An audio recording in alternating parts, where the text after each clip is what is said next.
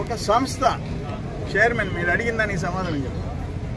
సంస్థ చైర్మన్ ఇప్పుడు పేపర్లు, మీడియా, ప్రింట్ మీడియా, సోషల్ మీడియాలో లేడీ ఏదో రాస్తున్నారు కదా, ఆమెను తీసుకొచ్చి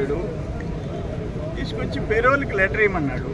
ఆమె రావటం నాకు శాలువా కప్పింది. ఎవరమ్మా నువ్వు అని అంటే ఆయన చెప్పాడు, తీసుకొచ్చిన ఆ సంస్థ చైర్మన్ చెప్పాడు, ఈమె పలానా. ఆమె చెప్పేది వినండి అంటే ఆమెను అడిగితే మా ఆయన జైల్లో ఉన్నాడు, పెరోల్కి లెటర్ ఇవ్వమని అడిగింది.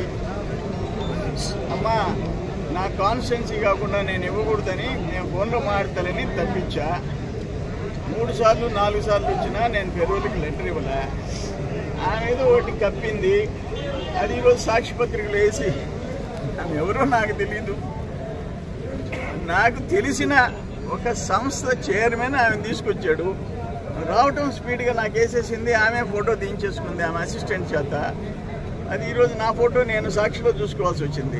మామూలు సాక్షి వాళ్ళు మా మొఖాలు వేయరు కదా, ఇటువంటిప్పుడు వేస్తారు. సాక్షి మెయిన్ పేపర్లో నా ఫేస్ చూపించాడు. థ్యాంక్స్ టు సాక్షి. అందుకని పెరోల్కి ఆ జైల్లో ఉండే శ్రీకాంత్ అనుకుంటా, ఆయనకి ఇవ్వమని అడిగితే నాకు తెలియని వ్యక్తులకి నేను ఇవ్వను అని చెప్పాను.